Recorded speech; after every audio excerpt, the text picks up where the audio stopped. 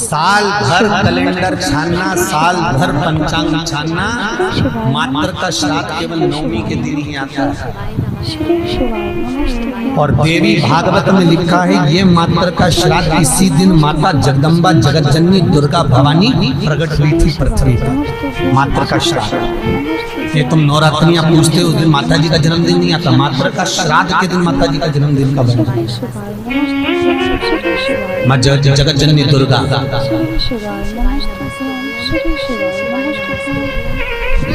मात्र का श्राद्ध किसी ने कृष्ण किया है, वो हम लिख कर लेकर आए हैं कि महाराज श्राद्ध पक्ष में हमें किसको भोजन कराना चाहिए।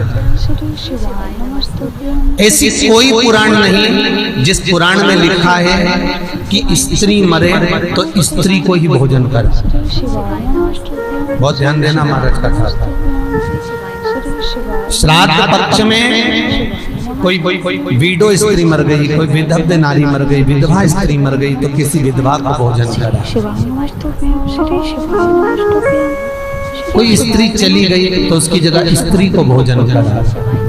आप चाहे मार्कंडे पुराण उठा लो, मनुस्मृति उठा लो, व्याघ्र स्मृति उठा लो, किसी भी पुराण में किसी भी शास्त्र में ये नहीं लिखा कि श्राद्ध का भोजन आप स्त्री को करो। हर पुराण में एक ही बात लिखी है कि ब्राह्मण वो जो पूजन करता है, ब्राह्मण वो जो गायत्री करता हो, ब्राह्मण वो जो भगवत भजन करता हो, ब्राह्मण वो जो मंत्र का जाप करता हो, ब्राह्मण वो जो नित्य प्रति संध्या करता हो, ब्राह्मण वो जो मंत्र का स्मरण करता हो, वेद और पुराण का ज्ञाता हो, ब्राह्मण वो जो भगवान की सेवा में तल्लीन रहता हो, ब्राह्मण वो जो कंधे पर जनेऊ धारण करता हो, ब्राह्मण वो जो मस्तक पर त्रिपुंड धारण करता हो, ब्राह्मण वो जो जिसके मुख से गायत्री का नित्य प्रति स्मरण होता हो, उसको भोजन कराने का श्राद्ध में हक है। अब ये भी समझ लो कि अगर स्त्री मरी तो स्त्री के श्राद्ध में क्या स्त्री को ही भोजन कराना चाहिए?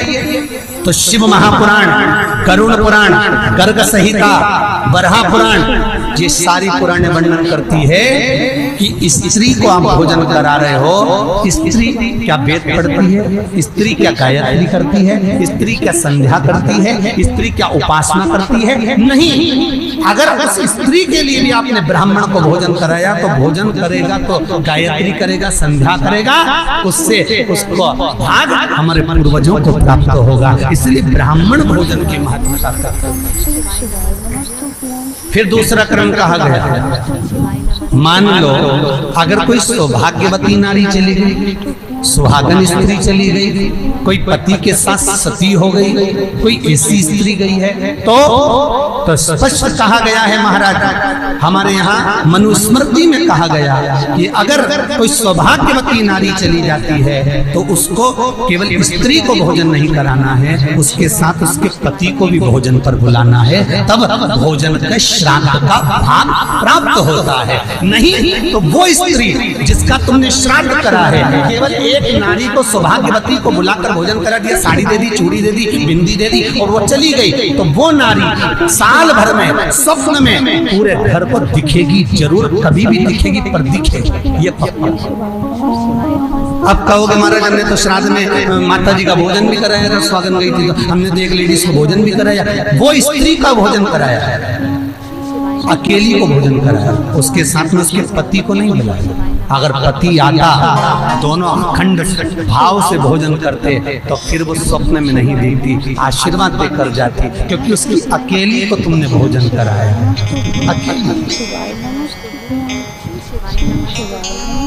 मनुस्मृति कहती है सुहागन स्त्री का जब श्राद्ध आता है तो उसके पति को भी जोड़े पर भोजन करने बुलाना चाहिए, अकेले नहीं।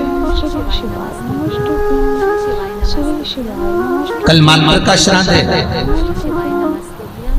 भारत की भूमि पर जितनी सुहागन स्त्रियां शांत होती हैं, जितनी कुंवारी बेटियां शांत होती हैं,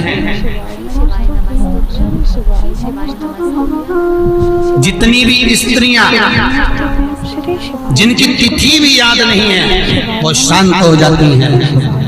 नवमी तिथि उन मातृकाओं का श्राद्ध का दिन रहता है। श्री शिवाय नमस्तुभ्यं श्री शिवाय नमस्तुभ्यं श्री शिवाय नमस्तुभ्यं